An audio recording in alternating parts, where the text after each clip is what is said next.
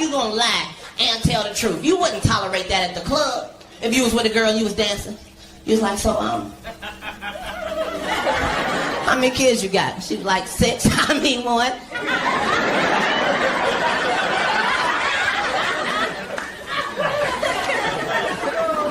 Bitch, that ain't funny. How many you got?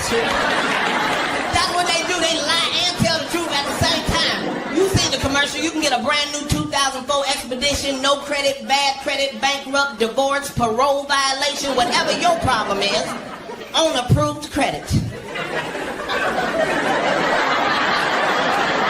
Did you just say no credit, bad credit, on approved credit? That's like you meet a woman at the club, she tell you, I'm gonna give you some pussy, never. But bitch, that ain't the same then. That's not the same. Then they got commercials for medication where the side effect is worse than the shit that they're curing. And I didn't think nobody was noticing but me. All I'm saying is I'm taking some shit for asthma. I don't need the side effect to be shortness of breath. That's what the fuck I came to you for. They got some shit.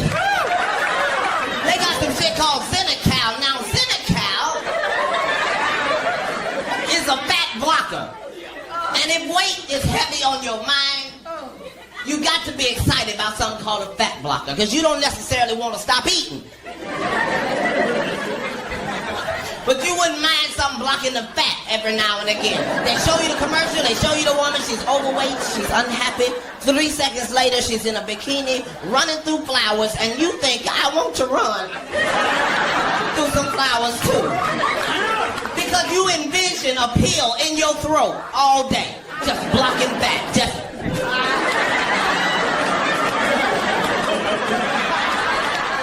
Then they say possible side effects are gas with an oily discharge, diarrhea, and the inability to stop it. What the fuck? Gas with an oily discharge. It's already embarrassing to fart in church as it is. Now you got to ruin your clothes? You just, nigga, that ain't never coming out. No, nigga, that's oil. That's oil. It's all bullshit. I'm telling you, weed is still illegal. Why? Nobody knows. It couldn't possibly be because it's a drug. That don't even make sense. It's just a plant. It just grows like that. And if you should happen to set it on fire, there are some effects. But that's not the same as drugs. Drugs, you got to do things to it chemically. You got to add baking soda, water, stir it up. I don't know the recipe. I'm just saying it's some shit you got to do to it. Now, aspirin is perfectly legal. But if you take 13 of them motherfuckers, it'll be your last headache. As long as you have been living, you ain't never heard of a motherfucker overdose on marijuana. You might have thought that nigga was dead. He ain't dead. He gonna wake up in 30 minutes, hungry enough to eat up everything in your house. That's how it works. It's hungry, happy, sleepy. That's it. But this is bullshit. They think we stupid. They can do everything else, technology-wise. They can clone sheep. They can make a baby without the mama. We all remember the cell phone. You remember when that motherfucker first came out? That motherfucker was this goddamn big. Came in a suitcase with a shoulder strap. We all remember that. Now that motherfucker is so small that by next year it's just gonna be a chip on a nigga's tongue. You gonna be smoking a cigarette. Hello? No, nigga, I got you on the tongue phone. Hold on, I got another call. Hello? Now, what I'm saying is in 2004, you got to start making decisions that are best for you. Some of y'all just lie entirely too much. In 2004, stop lying to motherfuckers. Some of y'all got bill collectors keep calling all the time. That's because you keep giving them words that make them lie. Like, I'm not ready right yet. My shit ain't come in right now. Just tell that motherfuckers the truth. Don't be mean, don't be nasty, just tell them the truth. Just, hello? Yes, this is he. No, I know. Well, how much is it? Fuck. Okay, your name is Jerry, right? Jerry, are you by a computer where you can get this down? Okay, I am never, ever, ever gonna fucking pay y'all. No, not payments, not installments. I'm not doing shit, Jerry. Don't threaten me, Jerry. I already got bad credit. Y'all should have turned that shit off last month. God bless you too. God bless you too. Start telling motherfuckers the truth. Now, some of y'all just need to go on and smoke weed because there's a chemical in weed that's called fucking. And if you can just get that in your system, it can make your shit better. Some of y'all be crying about bills you can't pay. You just, I don't know what I'm gonna do about this light bill. They want the whole thing. They don't want a deposit or nothing. They want the whole. Just hit the weed one time and see if it don't change your perception of what's going on in your life. I don't know what I'm gonna do about this light bill. Fuck them goddamn lights. I got 12 candles. I've been waiting to burn them motherfuckers. Now see, because it's time to start having fun in your little ragged ass life. It really is. Black people, we don't even dance no more. We used to go to the club and really do our shit. Now we so busy worrying about who they with, what these niggas got on, who they with, why they looking. You need to party with some white people. White people don't give a fuck about nothing. They just come to party. They don't give a shit about the song, the club, the drinks, the beat, nothing. Them motherfuckers are just ready to party. The beat will be right there and they'll dance all around that motherfucker.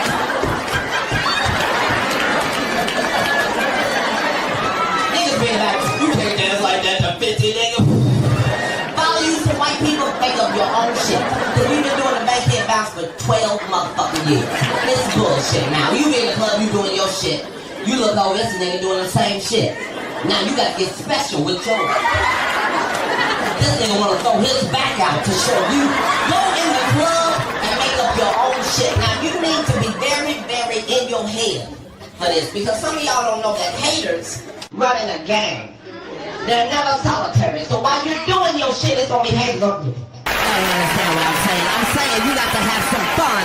Now, before I get out, I need to tell you that you need to make sure that all the shit that means something to you means something to you. If you married, hold on to that motherfucker till it ain't no good. How many of y'all got kids? Make some noise if you got kids. That's the most powerful thing in the world. I say this at every show. If you got a crazy ass baby mama nigga, it's a nigga testifying in the back. If you got a crazy ass baby mama, just try and work with her ass if you can. I'm a single father. I done had niggas, he was 9 months old, he 8. I'm just here to tell you this ain't no motherfucking joke. This is a goddamn job. Every motherfucking day raising these little ragged ass motherfuckers. That's a goddamn job. This nigga, first of all, he wake up at 5:30 every motherfucking morning. He don't give a fuck about weekends, weekdays, what time daddy get home. At 5:30 he's up. Not only is he up before Jesus, he ain't got no job, he ain't got no bills, so not only is he up at an ungodly hour, he is happy than a motherfucker for no apparent reason. At 5:30 every morning he just, good morning daddy, time for some cereal. I done put that nigga to bed at 5:15. At 5:30, he just, good morning, daddy. Time for some cereal. But that's my motherfucking nigga. I don't know about you. I'm a pimp right here. I ain't a pimp as far as putting hoes on the street. I'm a pimp right here. I think pimp, therefore I am. So that's how I deal with my son, see. See, the first rule of pimping is you can't lie. Some of y'all niggas think you're pimping because you got 2 girlfriends, but them bitches don't know each other. That's not pimping. I tell the truth. My son is 8. He ain't never believed in Santa Claus. I'm sorry. I cannot afford for him to walk around thinking it's a white man going through the ghetto giving niggas PlayStations. No, baby, no. Daddy bought that with his weed money, baby. Can you say sacrifice? Sacrifice. Very good. Me and that nigga talk. He came to me 2 months ago. He said, Daddy, I want an Xbox. I said, well, sit right here, pimpin'. Let me holler at you. Now, the first thing you need to understand is the Xbox is $199.99. Now, Daddy can do this all day, every day, no problem. But I need you to understand it only come with one controller. That means Daddy can't play with you. Your friends can't play with you. It's just you.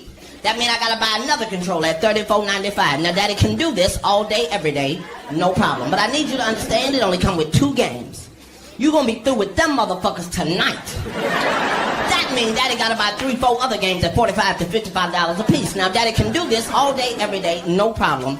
Or, I can look in the recycler. Under the classified section, and I can get you what's known as a Nintendo 64. Now, it's not gonna be new, so it's gonna come with like 20 games that other kids have already opened and played with to make sure it's fun. Then me and you got like $200-300 left over. We can go all across the country, stop at ice cream trucks, buy 6 nuggets, don't eat 6, eat 3, throw the other 3 out the window, because we don't give a fuck, because we got money like that. And that nigga sit right there and make a pimp decision. He just... Did you say 20 games? Well, we just go on and get the Nintendo then, Daddy. That's my motherfucking nigga. Make a pimp decision then. When the new Jordans come out, I take that nigga to the Foot Locker with the rest of the children and let him try them on. Just go and try them on. No, they tight, they tight. Okay, I want you to do me a favor. Run down this hour real quick. I'm gonna time you. On your march, get set, go. 9 seconds, 9 seconds. That was fast. Okay, take them off, take them off. Come with Daddy to Payless. I want to show you something. I want to show you something. Now put the Batmans on. Put the Batmans on. Make sure the Velcro is tight. Make sure the Velcro is tight. On your march, get set, go. 5 seconds. All I'm saying is you're faster in the Batmans. Now sit right here and let Daddy holler at you, Pippin. Now, if you want the Jordans, Daddy can get the Jordans all day, every day, no problem. But for the same price as the Jordans, you can get the Batmans, the Robins, the Pokemons, the Digimons. You can get these that don't have no name, but they light up every time you walk, just every step you take. And that nigga bling bling out the stove. He just... Y'all been all that. I've been Katt in the Hat. Thanks for the time.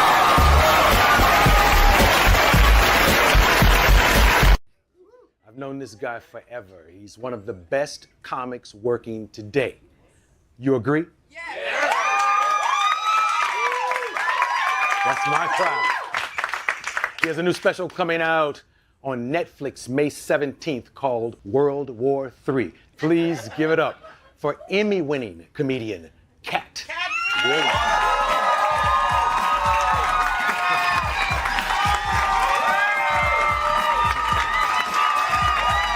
Nigga, old nigga jump. Yes. That's Katt. Dude. Look at all the people that come to see you. Some funny, some not funny. They all love you. Yes, and I them. Yes, yes. You know what? Here's something we've never talked about. We're both Buckeyes. Indeed, indeed. You have any memories of Ohio? Yes, only memories of Ohio. It prepared me so well for entertainment. I think it does that for everybody that's entertainment from there. Isn't Jonathan Winters from there? Ohio is like a place where you can't really be racist unless you really, really try. Because your neighbor on the left is black and the neighbor right here is white. And that's how you grow up. And if you grow up like that, it's a very difficult process for you to end up racist. Ohio was good for me like that. I think it's just a rarefied place if you're trying to be a creative. Yeah. You ever been back, or do you go to Chappelle's spot? That's in Ohio. My grandmother's spot took precedence over Chappelle's farm, but because she stayed right outside UD Arena and Dayton. I was born in Cincinnati but raised in Dayton, but there aren't really any bad places of Ohio. It's a great state and it's got everything you could want. Yes. Yeah. Now, what kind of stuff are you doing now? Where are you in your comedy progression? Well, this is special number 12. So Damn. The baker's dozen, Yes, sir. just more than any comedian dead or alive. That's all. But who's counting stats and whatnot? But no, it's been this conversation since '95, and each special is just me picking up this conversation. So if I made a mistake in one, then 2 specials later, you'll see that I've changed my conversation about that particular thing because of growth. And the audience has allowed me just to continue this open dialogue. And now that we're getting to a space where free speech is under attack and it's really the dark ages come back, it's just a privilege to have a job where you can talk for a living and share your thought process. So I'm really excited. So let's talk about that area. I have been waiting to hear what you think about all the bullshit, you know, and how we are under attack right now, and no one seems to give a fuck about us. Well, I named it World War III 9.5 months ago, so that's before Russia and Ukraine. But if you've looked at enough history, you understand that everything works in a cycle. And so you don't have to wonder where things are going. You just have to figure out where you are in the cycle, and that cycle continues to replay itself. So for our group, we're just, our original, my ancestors' original religion was math and science. So, you know, trying to go back to the old religion and incorporate that in the conversation. I'm not going to probably be the greatest comedian once I'm gone, but I will be the one that had the most original conversation, just because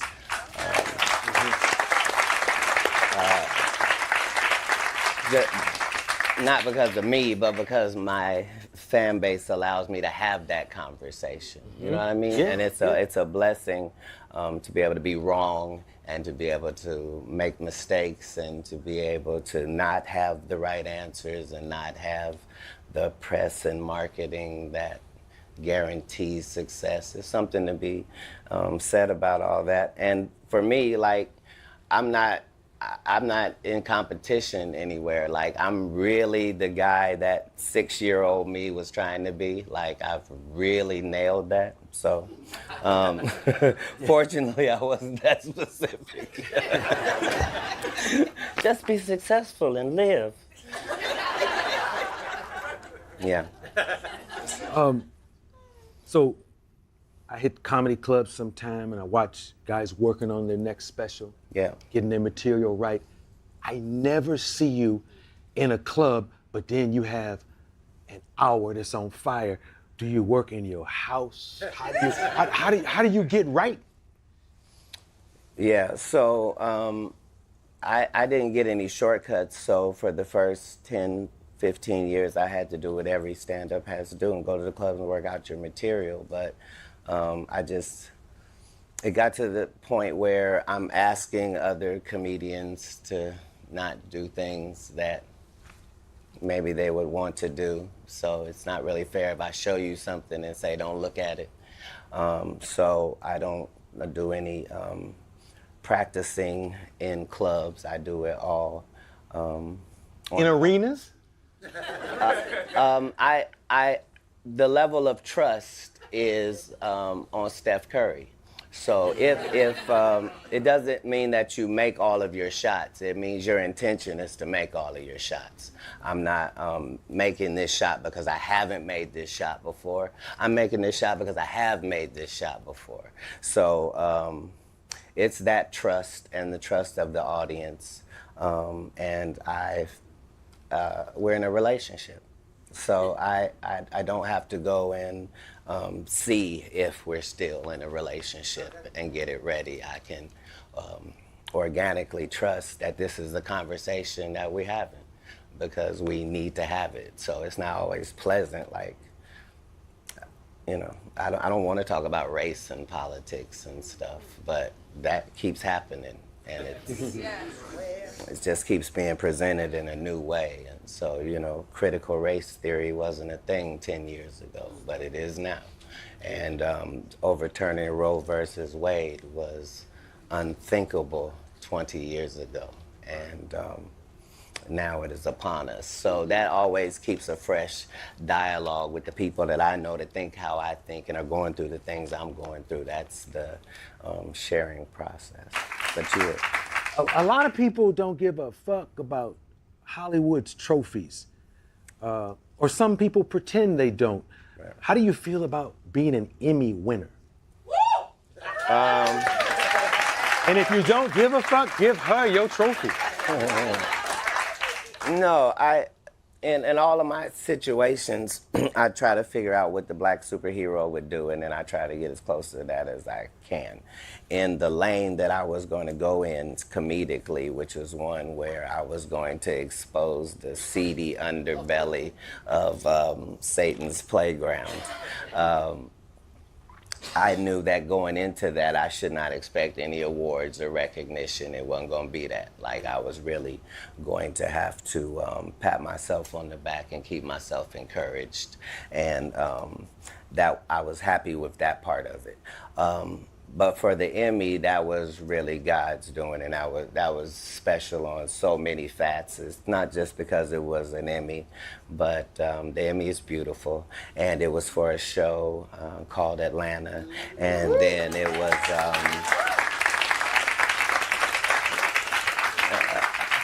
so a powerful city, and then you have, you know, the GOAT Glover and the whole production there, and the fact that my character wasn't telling any jokes or doing any dance. He was really exposing a piece of his soul, and so the fact that that's what I got it for, I'm forever grateful for that. So I'm gonna follow it up with a couple Grammys this year, just because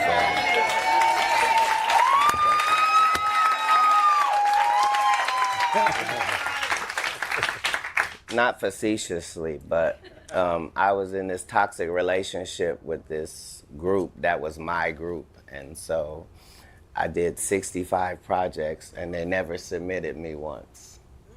And so that Emmy was the first time I had been submitted my whole career, blocked by my own people. Wow. So the fact and Donald made sure you were in the mix for this. That's why you call him Goat Glover? He was that as Childish Gambino. Mm-hmm. Absolutely. How did you meet him, and how did the whole thing come about? How would someone find you? Speaking of which, you changed your number. I bring my phone after this interview. He changed his number. No, I used to go to jail a lot, and every time I went to jail, every time I went to jail, it was a new phone. So, yeah. Now I have had one phone for almost 5 years. Feels foreign. Yes! That's my 22-year-old right there. I have an empty nest now. You have a lot more kids than me. No, I don't. Oh. No, I don't. Expound. I'm an empty nester as well. Everybody's grown. I got the last graduation I'm going to, May 12th, and then bam, everyone's of age. So yeah, congratulations on that. Yeah, and I got 3 grandbabies. Wow, that's cool. So that's cool. Hard to have a rough life like that. Absolutely, man. Okay, so we told them when the special is on. Yes, we did. And I don't think there's anything else we have to talk about. We could have fun. Hey, do you all know that one of the best freestylers, comedy or hip hop, is sitting to my left? Now wait a minute. I don't care if you clap, it don't matter. Wait, but there's something you have to understand. Freestyle is a lot of work, and a lot of people, unless you got swag in a hat sitting in front of you, they don't really want to fuck with freestyle. But I just wanted y'all to know, there's nothing like the mind of Katt. Did you want to rap at any time? Because you do that so well. You know, when you came up before comedy, maybe? I tried it for about 5 years with an unlimited budget after having started it when I was 13. So I met Prince when I was 12. Where did you meet Prince when you were 12? In Dayton. After he Really? performed at UD Arena. Yeah, I mean, I knew him my whole life. He was like the guiding force for me. It's the reason I had high self-esteem was because of him. Like, just a lot of things that I Now, didn't... did he say something, or was his behavior inspiring and self-esteem shedding? No, he wasn't. He wasn't really like that. He was a high thinker and a guy that was always 30 steps ahead of whatever the curve was. And you know, when you play 26, 28 instruments, it means that you are able to be multifaceted while also focusing on each thing like it's the only thing, which is a hard skill. But he let me know that you could be short and light-skinned with long hair, and people could make fun of you, but as long as women loved you, you had nothing to fear.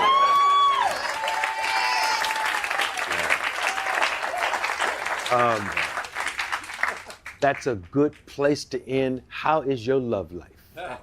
Magnificent. Magnificent. Are you engaged? Are you just in love? Well, what's the status? I am completely engaged with being in love with. Yeah, I'm a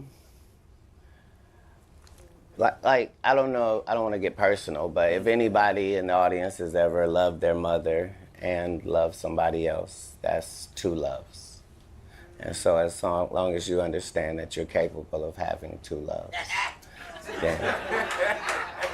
So there's a second woman in your life who's older? No, I don't know. That you call mom? No. Fuck mom last night. No. I wasn't making an announcement. Yeah. Who's your stylist? You always look good. Thank you. And this don't come from Nordstrom. You know, how does it all happen? Do you lead it, or do you just walk in and put on what she brings or he brings? How does that all go down? You don't even wear your watch on. You actually have two watches. Yes. There's a genius behind this shit somewhere. Excellent. Thank you. Well, yeah, everything is a village, of course. But I haven't had a stylist my entire career, just because when I was young, one of the jobs that I had was at this cleaning service in a very ritzy place called Nob Hill in San Francisco. And so I was able to clean the homes of these billionaire people. And so I was able to study in their closet the reason why my white dress shirt costs $9 and why this one costs $209, and how could that make sense, and why were these shoes this much, and how could you justify that? And it really gave me a good sense of the worth of things and quality and what that really means in the retail space. So when it came to dressing myself, I was able to do that because I had spent time in the GQ magazines and the Rob reports every week just looking at wonderfully dressed people, understanding that one day I should be in that position. And so I have a nice lady over at Woke Folk, Dalitha Clayton, who goes and gets the things that I see and then just able to put it together. Because, you know, I'm 5'5". Like, once you understand you're not going to be cute, then you can just be fly.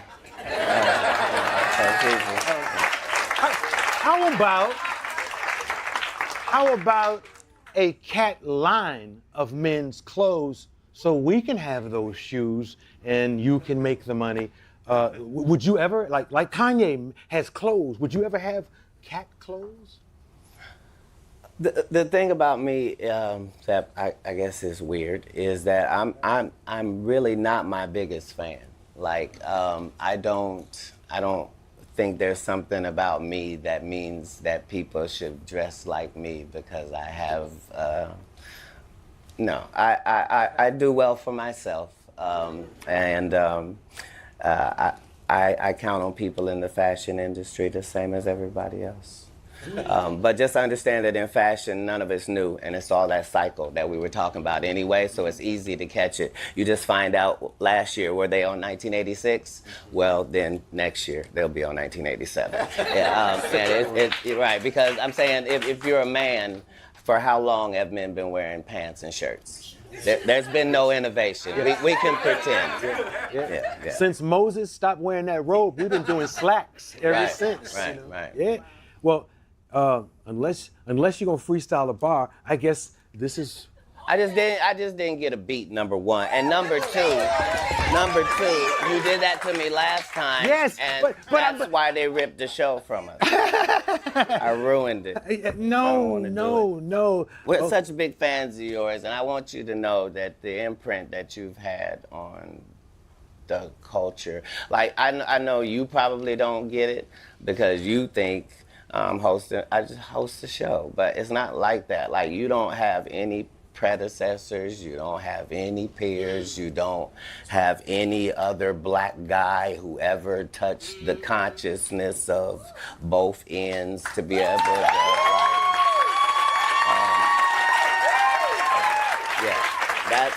that's on the talk side of things. The fact that you've been a decent person as long as anybody has ever heard of you, and nobody's ever been embarrassed by your work or your presence, or it's just an honor. I felt that way about Larry King as well. You know, like I don't have the desire to be asked questions by random people. You know what I mean? Like I don't. Like I really have to respect you, you know, because it's a relationship, and that's what makes great television. And so you are missed in the space, and Netflix is genius for having you. Thank you, Doc. Ladies and gentlemen, the great Katt Williams.